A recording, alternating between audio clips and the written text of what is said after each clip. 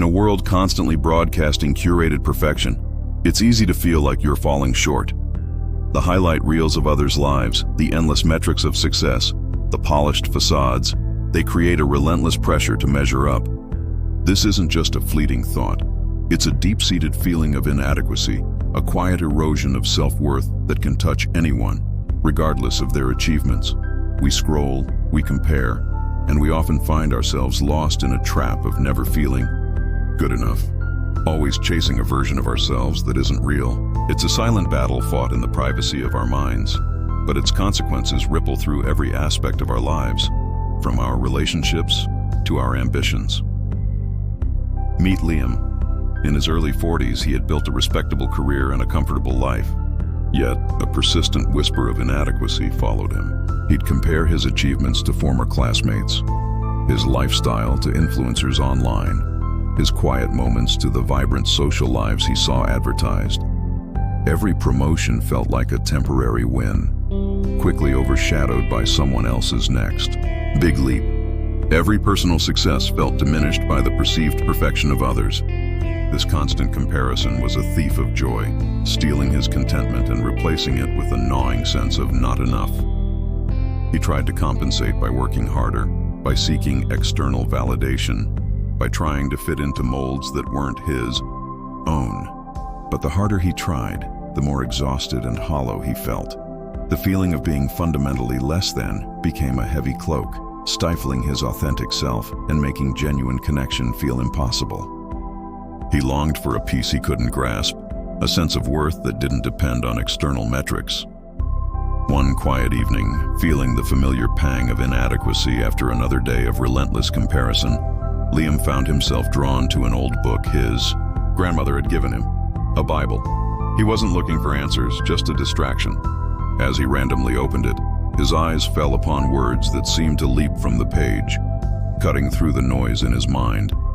I praise you because I am fearfully and wonderfully made. Your works are wonderful. I know that full well. Psalm 139:14. It was a revelation, not a demand, not a comparison, but a declaration of inherent divine worth. In that very moment, a gentle, warm light seemed to touch his heart, a profound sense of peace. It was as if Jesus himself was there, not with judgment for his self-doubt, but with an outstretched hand, a look of unconditional affirmation, inviting him to see himself through divine eyes. Embracing this truth wasn't instant, it was a journey of unlearning years of comparison. Liam began to pray, not just for external success, but for a deeper understanding of his own value. He started to see himself and others through the lens of divine creation. He learned about God's unconditional love, a love that didn't depend on his achievements or how he measured up to others. It was a process of actively choosing to silence the inner critic, to celebrate his unique gifts, and to find contentment in who he was, not who he thought he should be. Old habits of comparison resurfaced, tempting him to revert. But with each step of faith, each moment of reflection on Psalm 139, the weight of inadequacy began to lift, replaced by a quiet confidence, rooted in his Creator's affirmation. The chains of comparison began to fall away. The constant need to measure up dissolved, replaced by a profound sense of peace. Liam discovered a newfound freedom, a lightness of spirit he hadn't felt in years. His worth wasn't tied to his achievements, his possessions, or the opinions of others, but to the unshakable truth that he was fearfully and wonderfully made by a loving Creator.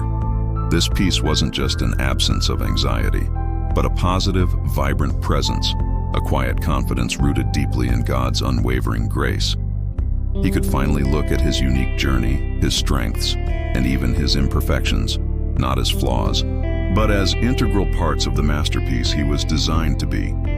He found joy in simply being and in living out his purpose, knowing his value was already secured. You don't have to live trapped in the comparison game, constantly striving for a worth you already possess. Just as Liam found freedom in recognizing his divine design, so can you. There is a God who sees you, who loves you, and who calls you to embrace your unique, fearfully and wonderfully made self. You are not alone. Your worth is not determined by the world's standards. Find your true worth. Find your freedom. Find Jesus.